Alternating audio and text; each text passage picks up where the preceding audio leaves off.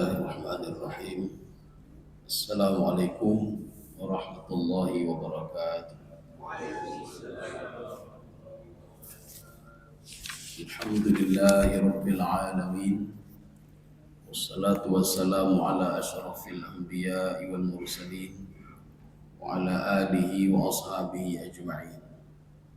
Raditu billahi rabba wa bil islami dinah wa bi Muhammadin nabiyya wa rasulah. Bishrah li sadri wa yassir li amri wahlul 'uqdatam min lisani yafqahu qawli.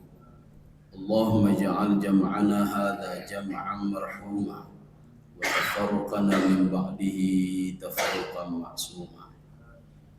Kaum muslimin dan muslimat sidang jamaah subuh yang dirahmati Allah. Kita lanjutkan kajian tafsir surah Al-Baqarah. Kita lanjut ayat 184.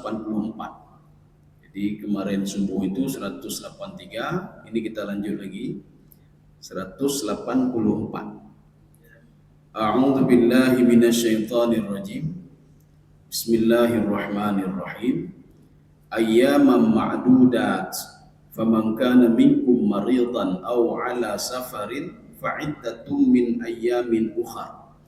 Wa 'alal ladzina yutiqunahu fidyatun ta'amu miskin. Faman tatawwa'a khairan fahuwa khairul lah.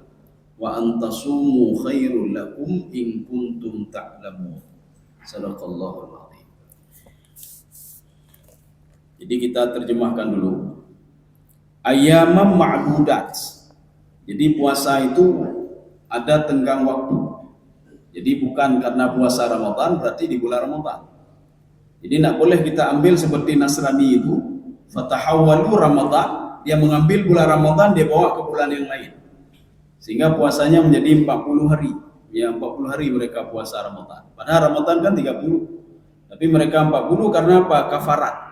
Jadi sebagai kafarat karena mereka memindahkan ke bulan yang lain maka puasa 40 hari. Ini seperti yang ada di dalam Injil Matius ayat 1 ayat 11. Mereka cerita tentang puasa Ramadan. Supaya puasa Ramadan ada di situ. Kalau di Al-Qur'an ayat 183, di Matius itu ayat 1 sampai ayat 11. Ayyaman ma'dudat. Di dalam tafsir Baitawi beliau mengatakan ayyaman muaqqatah.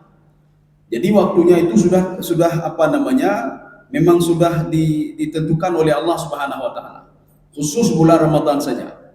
Berarti ketika habis bulan Ramadan sudah masuk Syawal. Berarti bukan puasa Ramadan lagi. Makanya yang puasa di bulan Syawal nanti sudah berdosa.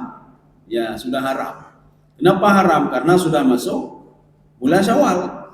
Jadi sudah masuk bulan Syawal. Jadi tidak boleh lagi puasa Ramadan.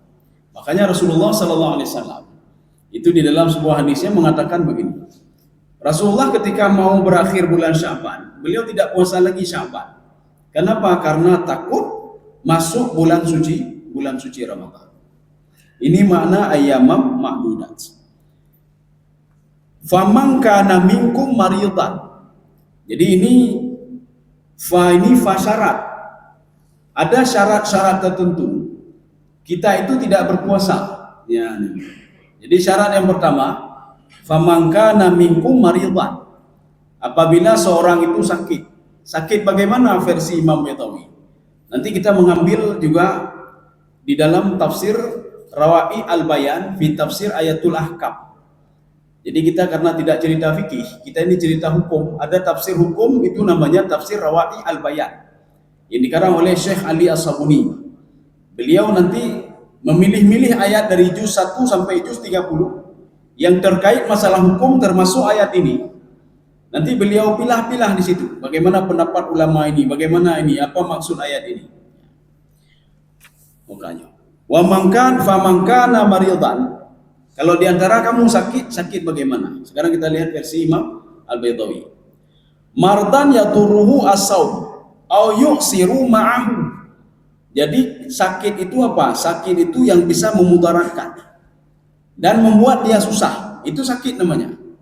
Sekarang kita ambil tafsir Rawa'i Al-Bayan.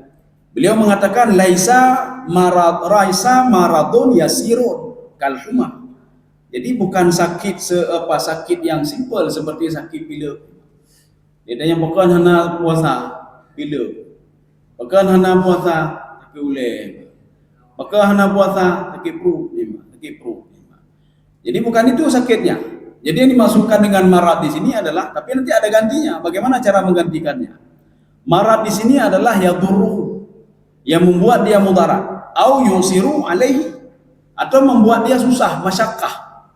Jadi kalau tetap juga dia berpuasa, maka akan memberikan mudarat atau menyusahkan dia. Nah, itu penyakit. Ada nanti yang mengatakan penyakit yang zadat, makin lama makin bertambah sakit. Jadi orang seperti ini bayar fidyah saja. Maka nanti ada 3 orang. Yang pertama bayar fidyah dengan ganti puasa. Ini pendapat Ibnu Umar dan Ibnu Abbas. Hunaka mangkana lahu fidyatun wa kafarah. Fidyatun wal qada. Harus bayar fidyah dan harus mengqada. Siapa itu? Al-hamilu wal murdi. Jadi seorang wanita hamil dan menyusui. Jadi wanita hamil dan menyusui itu harus dua-dua. Ini pendapat Ibnu Abbas dan Ibnu Umar. Jadi ketika dia sedang hamil atau menyusui, maka harus bayar fidyah dan mengqada puasanya. Kalau di dalam mazhab Syafi'i itu untuk membayar fidyah itu 0,6, 60 sekian gram. Sedangkan mazhab lain 0,75. Kita ambil yang ini sajalah 0,75. Jadi artinya tidak sampai sekilo, hanya 2 kilo. Jadi 750 gram kita harus bayar. Boleh setiap hari. Ini kata Imam Ali As-Sabuni, yauman bi yaumin. Boleh per hari. Atau boleh juga nanti dikalkulasi semuanya. Ketika sudah dikalkulasi berapa hari tinggal? 5 hari, berarti 5 hari saja bayar. 5 kali 0,75. Kalau kita punya kelebihan lagi 0,75 jadikan 1 saja. 1 kilo ya. Berarti 5 euro 5 kilo. 50 euro 50 kilo. Tapi kalau seandainya kita itu ekonomi kita agak kurang sedikit, udahlah 0,75. Tapi kalau sanggup 1 saja, anggap saja 0,25 itu sebagai sedekah. Kita lebihkan saja. Kemudian yang kedua fidyatun duna kafarah. Seorang bayar fidyah, seorang itu mengqada salatnya bighairi kafarah, tanpa harus bayar fidyah. Siapa itu? Al-marad, orang sakit. Maka kalau ada orang sakit, dia tidak puasa, dia cukup mengqada saja, tidak perlu bayar fidyah. Kemudian an-nufasa, orang nifas. Al-haid, orang haid. Orang haid begitu juga. Orang nifas begitu juga. Tidak usah bayar fidyah, tapi cukup mengqada saja.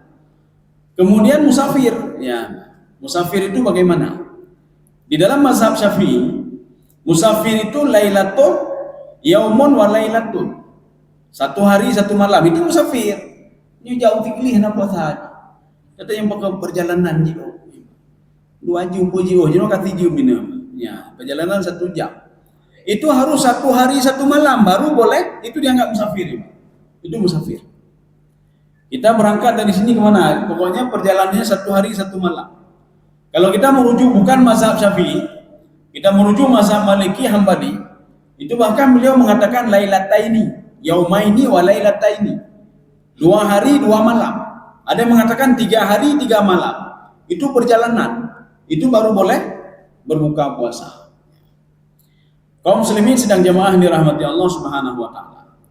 Bagi orang sakit bagi musafir, bagi orang haid, bagi orang nifas, ketika tinggal puasa Ramadan, nanti habis bulan Ramadan langsung diganti. Tetapi kalau tidak ganti juga, sampai dengan bulan Ramadan selanjutnya, maka harus bayar kafarah, fidyah. Maka harus bayar fidyah. Ya. Jadi BNT mendumpuk-dumpuk dosa, mendumpuk kewajiban. Jadi Ramadan ukur kamu dumpuk lah 5 ke, Ramadan ukur kali 5 ke, sudah 15 kali. Akhirnya nggak sanggup lagi kita bayar. Jadi makanya harus bayar fidyah. Fidyah itu sebagai apa? Kata Imam Asy-Syafi'i, fidyah itu merupakan kafarat supaya seorang itu tidak meringankan kewajiban. Kita nggak usah teringat ke situ lah. Teringat saja kalau kita mati bagaimana, kita masih punya utang.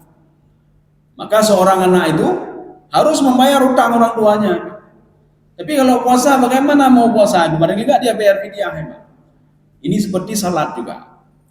Jadi kalau kita salat, kalau di dalam kajian fikih, itu salat zuhur itu waktunya masih panjang. Jangan sampai masuk waktu asar. Begitu juga dengan salat isya. Salat isya itu waktunya panjang sekali.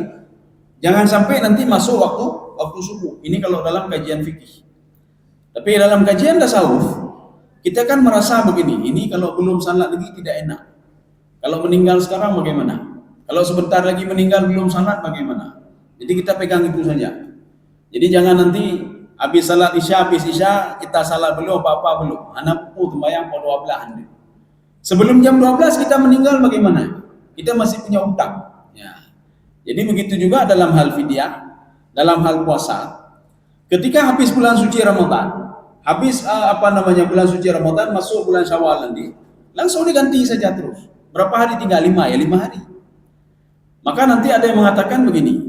Ketika nanti masuk bulan Sya'ban selanjutnya, bulan Sya'ban ini, kita puasa belum kita ganti lagi. Lalai dengan puasa sunnah juga. Puasa wajib belum kita ganti lagi. Maka nanti ketika akhir-akhir bulan Ramadan, akhir bulan Sya'ban itu, maka haram berpuasa sunnah sebelum kita menyelesaikan puasa wajib. Ya, sebelum menyelesaikan puasa wajib. Kaum muslimin sidang jamaah yang dirahmati Allah Subhanahu wa taala. Itu musafir nih, Pak. Itu berarti ada dua. Yang kedua, mereka ini cukup mengqadha puasanya, tapi tidak bayar fidyah. Yang ketiga, tidak perlu mengqadha puasa, tidak perlu mengqadha, tapi cukup bayar fidyah saja. Siapa itu? Asy-syaikhu al-kabir. Itu ada orang yang sudah tua, sudah kapikun, katuhada Pak. Kemudian ada juga orang yang sakit. Yang sakitnya terus bertambah. Kemungkinan untuk mengqadha puasanya itu tidak ada. Maka orang seperti ini, kita sebagai anak, kalau melihat orang tua seperti itu, langsung bayar fidyah. Satu hari 0,75. Berarti kita kali saja, ini pasti 30 hari. Ya, 30 hari. Jadi makanya kalau beliau meninggal dunia, kita sebagai anak bertanggung jawab untuk bayar fidyah orang tua tadi. Karena itu kewajiban beliau. Dan ada hukumnya. Yang meninggalkan puasa nggak bisa mengqadha lagi, maka wajib bayar fidyah. Ya seperti orang tadi. Dia sudah tua, sudah pikun, tidak mungkin melanjutkan lagi puasanya. Kaum muslimin sidang jamaah yang dirahmati Allah Subhanahu wa taala. Ya, sekarang kita lanjut. Ini yang dimaksudkan dengan maridan di sini. Oke. Ya, nanti ada pendapat Imam Syafi'i Pak. Ini pendapat Imam Syafi'i. Ini supaya sebagai pelajaran bagi orang-orang yang sering meninggalkan puasa dan tidak mengqadha-qadha ya, Pak. Jadi nanti ada kita ambil ayat di sini. Ini makanya pendapat imam lain ada juga, tapi Imam Hanafi tidak seperti Imam Syafi'i. Hanafi, Imam Maliki tidak seperti Syafi'i. Kalau kita hari ini meninggalkan puasa karena satu dan lain hal, kemudian masuk Ramadan selanjutnya kita tidak juga mengqadha, maka harus bayar fidyah. Sudah. Puasa selanjutnya tidak juga, double fidyahnya, Pak. Ramadan selanjutnya tidak, double lagi fidyahnya. Sebelum kita ganti puasa yang sudah kita tinggalkan. Ini wa dhahaba bihi asy-Syafi'i. Ini pendapat Imam Asy-Syafi'i. Nanti coba lihat di dalam kitab Al-Fiqhu ala Madhahibil Arba'ah, Fiqih 4 mazhab. Bagaimana Imam Asy-Syafi'i mengatakan, barang siapa yang setiap tahunnya itu dia belum mengganti juga, maka harus bayar fidyah. Belum dia ganti juga, fidyahnya double. Maka 2 tahun akan datang belum diganti juga 5 kali berpuasa. Kali saja 0,75 kali 5 kali double tadi, kali 2 ya, Pak. Begitulah dia bayar fidyah. Itu untuk apa? Sebagai pelajaran. Tetapi kata Imam Hanafi dan Imam Maliki, walaisa hal kata beliau, itu tidak seperti itu. Kenapa? Karena utang satu bayar satu. Walaupun sampai sampai berapa tahun kemudian kita tinggal puasa 5, tetap bayarnya satu. Ya, bayarnya satu. Jadi nggak usah bayar yang kedua, nggak usah bayar yang ketiga. Ini Imam Syafi'i tadi mengambil ilahnya untuk pelajaran. supaya jangan begitu mudah sekali dia meninggalkan puasa di dalam bulan suci Ramadan. Puasa wajib. Puasa sunat, tapi puasa wajib ketiga ya. Maka daripada kita puasa Senin Kamis, lebih bagus kita lihat ini puasa yang tinggal tahun lalu, puasa berapa hari. Itu saja kita ulang dulu. Itu saja yang kita kata. Karena nanti yang dituntut oleh Allah Subhanahu wa taala, ketika kita meninggal dunia, kita utang sama Allah puasa 5 tadi. Jadi tidak ditanya puasa sunnah, nanti puasa Senin Kamis. Yang ditanya berapa hari sudah tinggal puasa Ramadan. Karena itu kewajiban. Karena itu kewajiban. Kaum muslimin sedang jamaah yang dirahmati Allah Subhanahu wa taala. Ya, ini Imam Baitawi. Apa kata Imam Baitawi? Nanti kita lihat nanti kok sama seperti Imam Syafi'i. Wa qila zadu dzalika. Dan ada yang mengatakan zadu ala dzalika. Itu ditambah lagi, Pak, ditambah lagi. Jadi ditambah lagi bagaimana? Kalau tahun depan dia tidak ini maka bayar double lagi. Ya, Pak, double lagi. Karena Imam Baitawi ini pengarang kitab ini tafsir Baitawi, Imam Baitawi mengatakan, "Ana aminu ila Syafi'i." Saya lebih condong kepada pendapat Imam Asy-Syafi'i. Makanya tafsir Baitawi ini lebih identik dengan tafsir yang lebih condong kepada Imam Syafi'i, tafsir Baitawi. Karena nanti ada beliau cerita tentang wudu, beliau cerita tentang salat, beliau selalu mengatakan imam ini begini, imam begini begini. Waqala Asy-Syafi'i, dan Syafi'i mengatakan, dan beliau lebih condong kepada Imam Asy-Syafi'i. Termasuk dalam tafsir ini, ketika menafsirkan surah Al-Baqarah, Imam Baitawi mengatakan Bismillah itu adalah bahagian daripada Al-Fatihah, karena beliau mengikuti pendapat Imam Asy-Syafi'i. Tapi beliau tidak memungkiri juga. Waqala Hanafi, kata beliau, Imam Hanafi mengatakan, Imam Maliki mengatakan, itu Fatihah itu tidak termasuk Bismillah. Dan Imam Asy-Syafi'i tidak mengatakan itu batal, tidak, karena itu gurunya. Imam Maliki itu gurunya. Jadi jangan kita mengatakan langsung batal orang yang tidak membaca Bismillah ketika jadi imam. Jadi langsung Alhamdulillahirabbil alamin, langsung kita klaim itu tidak sah itu. Sama saya ada kitab lebih tipis dari ini yang dikarang oleh Dr. Nasir Sabrah. Jadi itu cerita tentang tafsir surah Al-Fatihah. Jadi beliau mengupas habis di situ apa alasan Imam Malik tidak membaca Bismillah. Ada dalilnya. Apa Imam Syafi'i membaca Bismillah? Ada dalilnya. Dua-dua punya dalil. Kita sebagai orang awam tidak bisa mematahkan dalil Imam Maliki. Karena segala sesuatu hal itu harus punya dalil dan ilmu. Ilmu kita berapalah ilmu kita. Kitanya ingin melawan Imam Maliki, Pak. Oh ini tidak sah, ini gimana tidak sah? Kalau tidak sah maka yang salah di Mekah itu Manduhanat tahay, Pak. Karena mereka tidak membaca Bismillah. Tetapi kalau Imam Hambali, beliau di antara dua-duanya, Pak. Ya Imam Hambali, muridnya Imam Syafi'i. Ya, nih, Pak, juniornya Imam Syafi'i. Apa kata Imam Hambali? Jadi kalau Bismillahnya disirkan saja. Bismillahirrahmanirrahim. Alhamdulillahirabbil alamin, itu Imam Hambali. Tapi Imam Maliki tidak. Kok udah baca Bismillah? Kalau yang disuruh baca kan Fatihah. Fatihah itu Alhamdulillahirabbil alamin. Hadisnya mana? Hadis Aisyah. Hadis Aisyah itu. Jadi kita tidak memungkiri itu. Aisyah melihat langsung Rasulullah sallallahu alaihi wasallam tanpa baca Bismillah. Kalau baca Bismillah hadis apa? Dari Umar.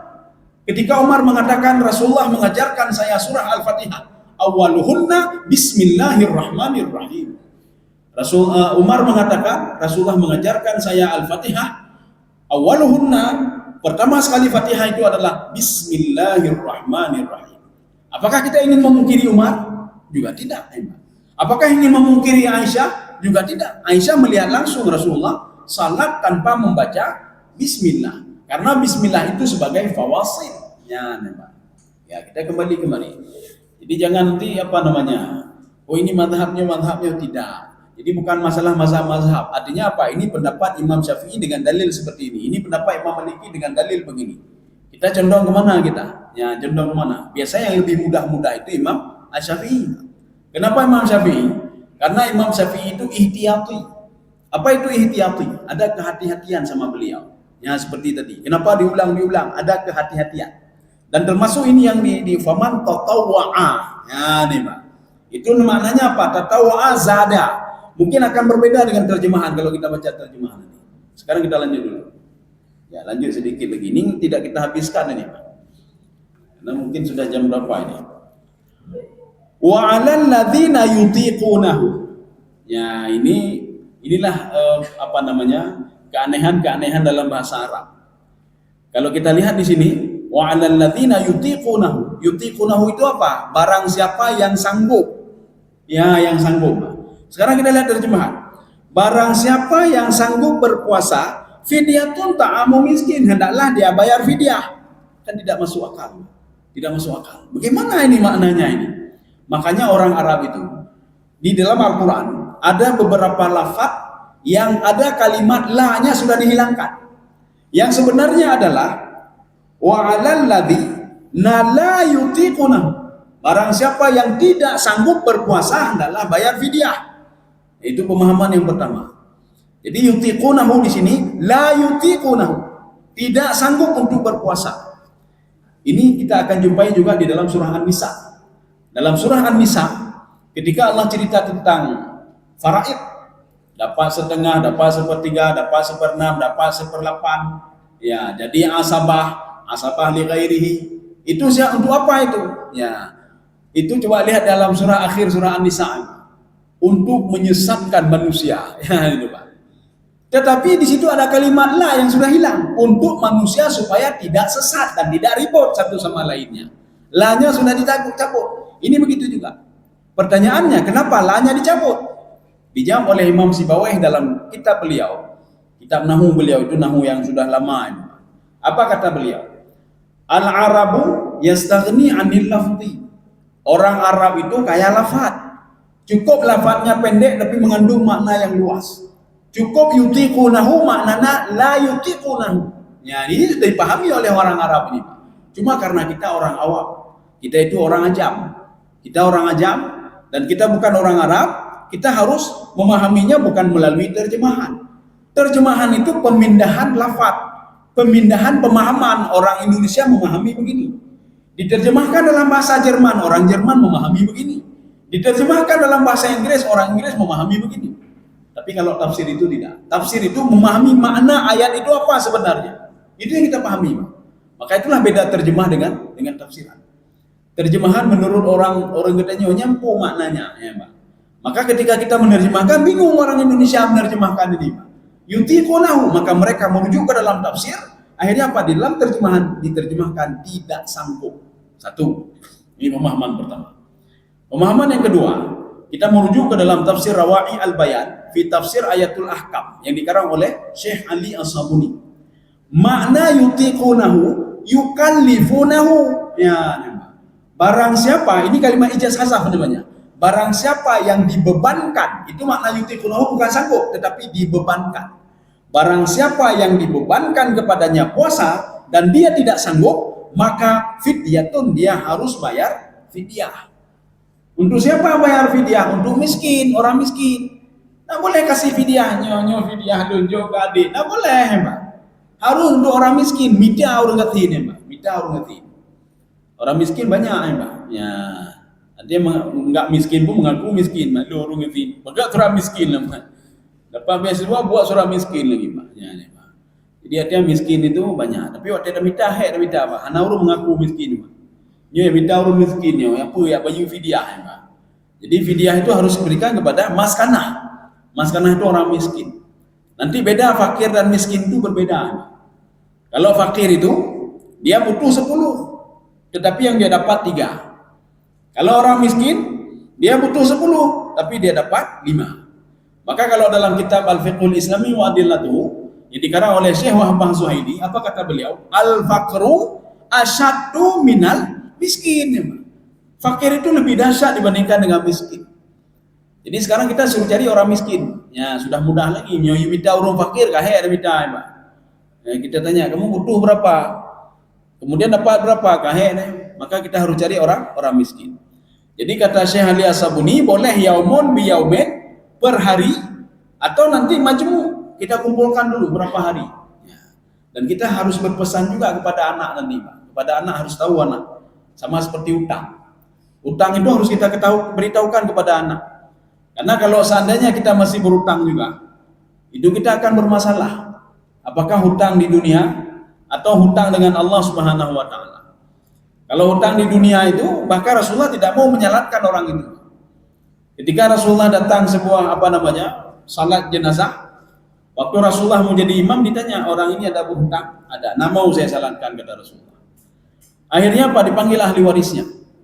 Siapa yang mau bayar hutang dia? Ahli waris mengatakan, kami bayar ya Rasulullah. Ada duit dia sedikit lagi. Ya bayar hutang dulu, baru mau disalatkan. Kemudian yang selanjutnya begitu juga. Ketika Rasulullah mau menyalatkan, Rasulullah bertanya lagi, ada hutang? Ada ya Rasulullah. Mana ahli warisnya? Mana duit dia?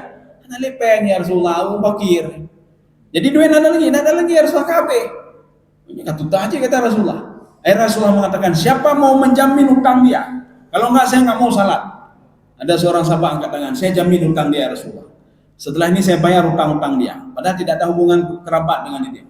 Akhirnya Rasulullah baru menyalatkan. Begitu pentingnya kita bayar hutang. Apalagi hutang kepada Allah Subhanahu wa taala. Termasuk hutang salat ya, Mbak. Hutang salat. Maka kalau ada yang meninggalkan salat, dia harus mengqadha. Mana dalilnya? Nanti coba buka fikih al-fiqhul islami ala madhahibil arba'ah. Satu. Yang kedua al-fiqhul islami wa adillatu. Yang kedua al-fiqhu ala madhahibil arba'ah. Di situ diungkapkan termasuk Imam Syafi'i sendiri. Kalau kita ngomong lu ikut Syafi'i, kalau ikut Syafi'i ikut pendapat ini. Wattafaqa madhahibul arba'ah. 4 mazhab mereka sepakat ala man tarakas salah fa alaihi al-qada. Barang siapa yang meninggalkan salat wajib untuk mengqada salatnya. Ya, wajib qada sembahyang, Mbak. Baik tayuan dengan qada sembahyang ya, ana urusan ya, Mbak. Itu urusan kita dengan Allah Subhanahu wa taala. Ini qada buat halun, ana urusan dengan Mbak. Itu kewajiban kita dengan Allah Subhanahu wa taala. Maka orang yang tidak salat, apalagi meninggal dia itu ada meninggalkan salatnya, maka termasuk kelompok-kelompok lam nakun minal musallin. Kami tidak salat. Maka Rasulullah mengatakan urung yang hana sembahyang, termasuk dia tinggalkan salatnya, tidak akan mendapat syafaat dari siapapun termasuk Nabi Muhammad kecuali dengan izin Allah Subhanahu wa taala. Nanti ada dalam kitab tafsir Sawi, ada hadis Rasulullah yang mengatakan apa? Yang memberikan syafaat 5. Sehebat apapun 5 ini tidak bisa menolong orang yang tidak salat, termasuk anak kandungnya sendiri. Termasuk anak kandungnya yang saleh penghafal Quran. Apabila ayahnya tidak salat atau meninggalkan salat, anaknya tidak bisa menolong ayahnya. Kenapa? Karena itu berurusan dengan Allah ya, Pak. Ada berapa orang yang nggak bisa dapat syafaat kecuali dengan izin Allah. Yang pertama orang yang tidak salat. Yang kedua orang bakhil, orang kiri. Yang orang kiri hanya harap dari anu tolong ya, hanya harap. Menabi hanya ketulung Pak, kecuali dengan izin Allah Subhanahu wa taala. Kemudian yang ketiga, itu yang mengolok-olok Al-Qur'an. Kemudian yang keempat, mereka yang tidak yakin kepada hari kebangkitan. Tidak yakin pada mahsyar, tidak yakinnya. Ini 4 orang ini, kata Rasulullah, ketika semua orang sudah keluar dari neraka, fabaqiya arba', yang tinggal cuma 4. Ya. Kemudian Rasulullah membaca ayat tadi. Ya, baca wa qalu lam nakum minal musallin wa lam nut'imu sampai habis ini. Yang tinggal itulah 4 orang tadi. Ya. Kaum muslimin sedang jemaah yang dirahmati Allah Subhanahu wa taala. Jadi demikian pula puasa, kita juga harus mengqadha salat ya, Pak. Salat yang kita tinggalkan. Kita ini kan sajalah, nyawat de lalai dengan proyek ya, Pak. Ini selama 1 minggu proyek tapi Pak, temayang lehu dua, asa dua. Bahkan kayak kemit-kemit proyek ya, Pak. Jak kena jak kedai kalau bangunan kalau nyo aji temayang lehu dua. Kedua hana ketinggal ya, Pak. Temayang asa ketinggal lagi. Makanya nanti 1 minggu. Akhirnya Pak dia qadha 1 minggu itu. Dalam tenggang waktu 1 minggu juga. Kalau mau 1 hari itu boleh juga. Maka Imam Syafi'i, hanya Syafi'i Pak. Kalau nanti sebagian Allah Maliki ini Imam Syafi'i. Apa kata Imam Syafi'i? Boleh mengqadha salat itu pada waktu itu sendiri. Kita kan zuhur dan asar. Ketika nanti sampai zuhur kita qadhanya sembahyang luhulun. Ya, habis sembahyang zuhur, bedanya apa? Niat saja beda. Kalau niat yang pertama adaan itu tepat waktu. Niat yang kedua apa? Qadha'at. Saya mengqadha salat saya selama 1 minggu. Asar begitu juga. 1. Yang kedua kata Imam Syafi'i, boleh membawa zuhur itu ke salat lain, boleh. Jadi kita habis salat maghrib, nyoyak qadha lahu lah 4 rakaat, boleh kata Imam Syafi'i. Imam Syafi'i membolehkan itu. Tetapi nanti agak susah kita mendeteksi sudah berapa kali kita sudah mengqadha salat. Jadi bagusnya tepat pas waktu salat zuhur itu sendiri, pas waktu asar sendiri. Kalau seminggu berarti selama seminggu kita melakukan hal seperti itu. Jadi bukan ulang-ulang saja, tata yang badugo kah, pokoknya ulang-ulang tapi-tapinya kah, ada betul isi. Jadi harus kita ini kan dulu, perhitungkan dulu berapa yang tinggal. Kaum muslimin sedang jemaah yang dirahmati Allah. Fidyahnya untuk siapa? Fidyatun ta'amu miskin, untuk orang-orang miskin. Saya rasa cukup. Ini nanti kita lanjutkan minggu depan. Insyaallah ya. Kita lanjutkan nanti pada Jumat. Jumat depan atau Kamis Jumat. Jumat Sabtu ya Pak. Minggu-minggu pertama ini saja Kamis Jumat. Nanti Jumat Sabtu kalau nggak salah saya. Nanti akan kita lanjutkan lagi ini. Faman tatau wa khairan. Mudah-mudahan ada manfaat bagi saya sendiri dan jemaah sekalian. Subhanakallah wa bihamdika asyhadu an la ilaha illa anta astaghfiruka wa atubu ilaik. Assalamualaikum warahmatullahi wabarakatuh.